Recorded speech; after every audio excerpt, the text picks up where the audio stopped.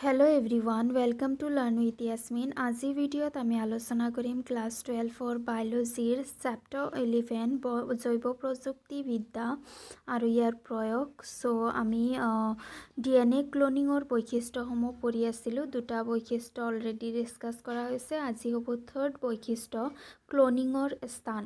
এতিয়া ক্লোনিঙৰ স্থান চোৱাৰ আগতে আমি আকৌ সেই সেম এক্সাম্পল ইউজ কৰিম PVR 322 ইকলাই ভেক্টৰ, যিটো আমি আগৰ পৰা ইউজ কৰি আহিছোঁ। এতিয়া আমি প্ৰথমতে ইয়াতে এটা বস্তু চাই লওঁ, এই PVR 322 ইয়াৰ মানে কি, ইয়াৰ ফুল ফৰ্ম কি হয়। পি মানে হৈছে প্লাজমিড, যিহেতু এইটো এটা কি হয় প্লাজমিড হয়, ইকলাইৰ প্লাজমিড ডিএনএ হয়। সো এইটো পি প্লাজমিড। বি হৈছে বলিভাৰ,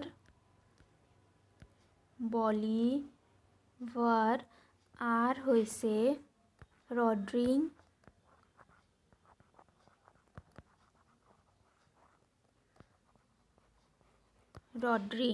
এতিয়া এই বলিভাৰ ৰড্ৰিং এজন সাইণ্টিষ্টৰ নাম, যিজন চাইণ্টিষ্টে এই প্লাজমিড ভেক্টৰটোক আৱিষ্কাৰ কৰিছিল। সেইকাৰণে ইয়াৰ নাম প্লাজমিড বলিভাৰ ৰড্ৰিং 322 নামেৰে জনা যায়। এতিয়া চোৱা PVR 322 যিটো আছে, PVR 322ৰ বিভিন্ন ধৰণৰ স্থানসমূহ চোৱা। এইটো হৈছে কি অৰিজিন অফ ৰেপ্লিকেশ্যন, এইটো তোমাৰ অনুকৃতায়নৰ স্থান।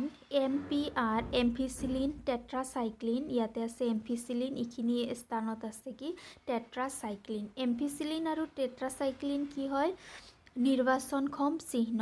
তাৰপিছত এইবোৰ হৈছে কি restriction এণ্ডোনিউক্লিয়াছ, SAL1, BAM-HI, HINT3, CLE1, EcoRI, PVU1, PIST1, এইবোৰ হৈছে কি একোটা ৰেষ্ট্ৰিকশ্যন এণ্ডোনিউক্লিয়াছ, যিয়ে এই যিটো প্লাজমিড আছে প্লাজমিডটোক নিৰ্দিষ্ট স্থানত কাটিব পাৰে। তাৰমানে এইবোৰ হৈছে কি ক্লোনিঙৰ স্থান। BAM-HI যদি কাটে তেতিয়াহ'লে প্লাজমিডটোক এইটো স্থানত কাটিব, HINT3 কাটিলে ইয়াতে কাটিব, তাৰপিছত CLE1 কাটিলে ইয়াতে কাটিব, EcoRI ইয়াতে কাটিব, PVU1 ইয়াতে কাটিব, PIST1 ইয়াতে কাটিব। সো এইবোৰ হৈছে কি একোটা ক্লোনিং স্থান, ক্লোনিং সাইট একোটা। সো ইহঁতে বিভিন্ন স্থানত ইয়াক কাটিব পাৰিব। এতিয়া যদি BAM-HI কাটে, BAM-HI কাটিলে কি কৰিব পাৰিব, টেট্ৰাচাইক্লিনটোক কাটি লৈ গুচি যাব। গতিকে ইয়াতে আৰু টেট্ৰাচাইক্লিন নাথাকে। সেইকাৰণে এইটো যিটো ভেক্টৰ আছে প্লাজমিড ভেক্টৰ, ইয়াক যদি আমি এণ্টিবায়'টিকত গজিবলৈ দিওঁ তেতিয়াহ'লে ই টেট্ৰাচাইক্লিন মাধ্যমত গজিবলৈ নোৱাৰে, কাৰণ ইয়াৰ টেট্ৰাচাইক্লিন যিটো আছে টেট্ৰাচাইক্লিন প্ৰতিৰোধকাৰী ক্ষমতা গুচি গৈছে যেতিয়া BAM-HI ইয়াক কাটি দিয়ে। কিন্তু ইয়াতে এম্ফিচিলিনটো নিৰ্বাচনক্ষম চিহ্ন বা এণ্টিবায়'টিক প্ৰতিৰোধ ক্ষমতা এম্ফিচিলিন আছে, গতিকে এম্ফিচিলিন থকা মাধ্যমত গজিবলৈ দিলে সুন্দৰকৈ গজিব পাৰিব। কোনো অচিন ডিএনএৰ সৈতে সংযোগ ঘটাবলৈ বাহকবিলাকৰ ৰেষ্ট্ৰিকশ্যন উৎসেচক ব্যৱহাৰৰ বাবে এটা বা ততোধিক স্বীকৃতিপ্ৰাপ্ত স্থানৰ প্ৰয়োজন। সো এটা অচিন ডিএনএৰ সৈতে, অচিন ডিএনএ মানে কি আমি বিচৰা জিন থকা যিটো ডিএনএ আছে সেইটো ডিএনএৰ সৈতে যদি ভেক্টৰটোৱে, যেনেকুৱা প্লাজমিডটো ফৰ এক্সাম্পল যদি প্লাজমিডটোৱে লগ লাগিবলৈ বিচাৰে, সংযোগ কৰিবলৈ বিচাৰে, তেতিয়াহ'লে সেই যিটো প্লাজমিড আছে প্লাজমিডটোও কি হ'ব লাগিব, এটা নিৰ্দিষ্ট স্থানত কাট খাব লাগিব। এনেকুৱা আছে প্লাজমিড, এতিয়া যদি ই কাটে নাখায় তেতিয়াহ'লে সেই ডিএনএটো ক'ত আহি লগ লাগিব, হয়নে? গতিকে ইয়াক এইখিনি ঠাইত ক'ৰবাত এটা ঠাইত ই কাটি যাব লাগিব। কাটি যোৱাৰ কাৰণে কি লাগিব, ৰেষ্ট্ৰিকশ্যন উৎসেচক লাগিব।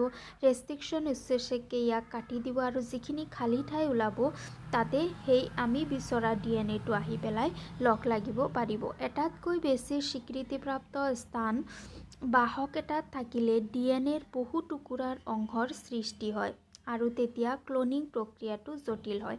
যেনেকৈ আমি এক্সাম্পলত দেখিলোঁ, এইটো এক্সাম্পলত বহুত ক্লোনিঙৰ স্থান আছে, বহুত ৰেষ্ট্ৰিকশ্যন এণ্ডনিউক্লিয়াছ আছে। গতিকে এই প্লাজমিডটো বহুতকেইটা টুকুৰাত ভাগ কৰিব, আৰু যেতিয়া টুকুৰাৰ সংখ্যা বেছি হ'ব তেতিয়া সেইটো টুকুৰাৰ পৰা আমি বিচৰা নিৰ্দিষ্ট টুকুৰাটো উলিওৱা জটিল হ'ব, আৰু প্ৰক্ৰিয়াটো আল্টিমেটলি জটিল হৈ যাব।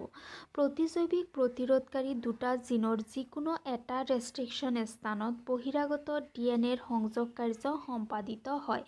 এতিয়া টুকুৰা যদিও টুকুৰ হয়, তথাপিও ই গোটেইখিনি স্থানতে গৈ পেলাই লগ লাগিব নোৱাৰে, বা গোটেই স্থানতে কাটি নিদিয়ে। এতিয়া যিটো স্থানত কাটি দিলে, যিটো স্থানত কাটিব সেইটো স্থানত আহি পেলাই DNAটো লগ লাগিব। উদাহৰণস্বৰূপে PVR 322 বাহকত থকা টেট্ৰাচাইক্লিন প্ৰতিৰোধী জিন BAM-HA স্থানত বহিৰাগত DNA সংযোগ কৰিব পৰা যায়। তাৰমানে যিটো আমি এক্সাম্পল হিচাপে লৈছোঁ PVR 322, PVR 322ত আমি যিটো BAM-HA আছে, BAM-HA স্থানত আমি কাটিব পাৰোঁ। যেতিয়া আমি BAM-HA স্থানত কাটিম তেতিয়া আমাৰ যিটো টেট্ৰাচাইক্লিন আছে, টেট্ৰাচাইক্লিনটো ইয়াৰ লগত গুচি যাব। আৰু টেট্ৰাচাইক্লিনটো কি হয়, এটা প্ৰতিৰোধকাৰী জিন হয়, এটা এণ্টিবায়'টিক প্ৰতিৰোধকাৰী জিন হয়। চ' বহিৰাগত DNA স্থাপন কৰাৰ ফলত ৰিকম্বিনেণ্ট প্লাজমিডে টেট্ৰাচাইক্লিন প্ৰতিৰোধ ক্ষমতা হেৰায়, কিন্তু তথাপিও এম্ফিচিলিনযুক্ত মাধ্যমত ৰূপান্তৰবোৰৰ প্লেটিঙৰ জৰিয়তে ইহঁতক নন ৰিকম্বিনেণ্টবোৰৰ পৰা নিৰ্বাচিত কৰি উলিয়াব পাৰি।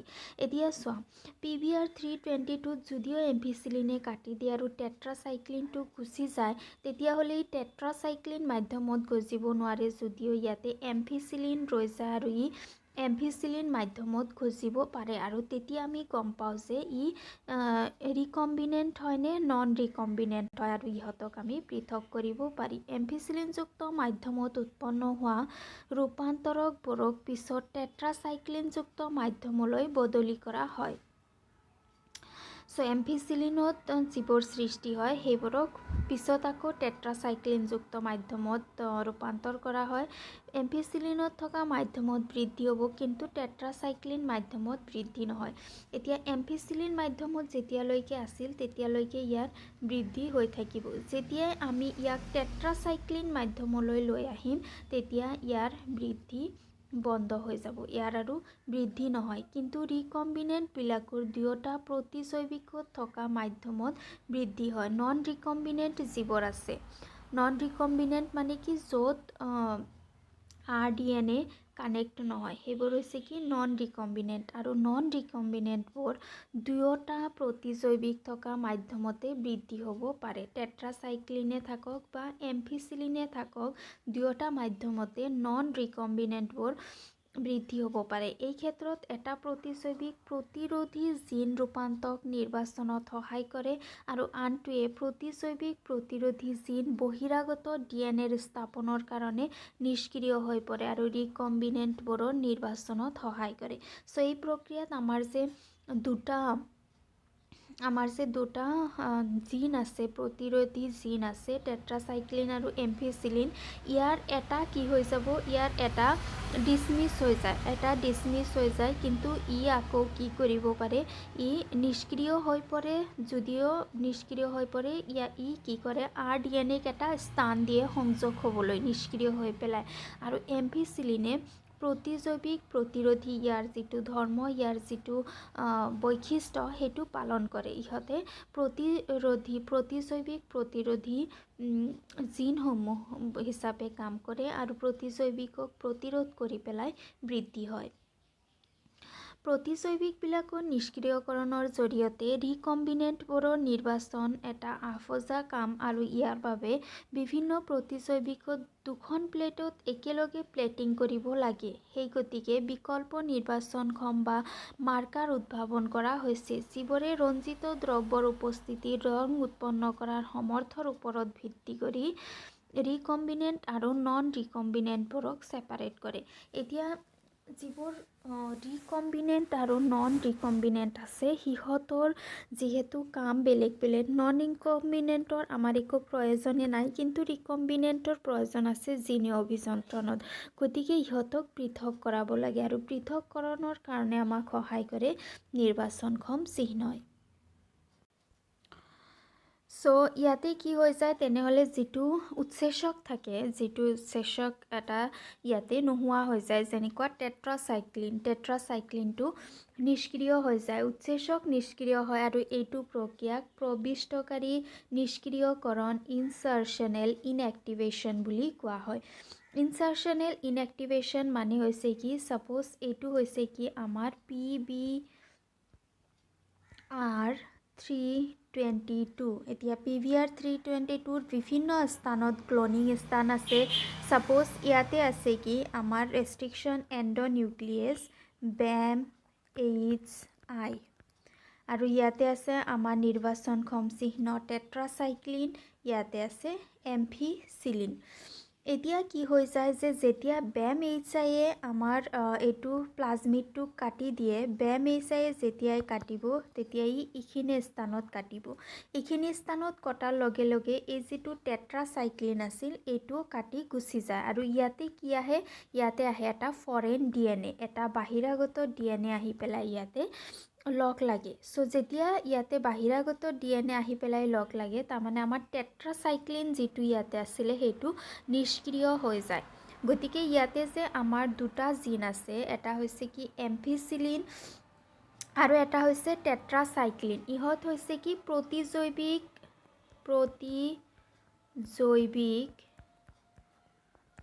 প্ৰতিৰোধী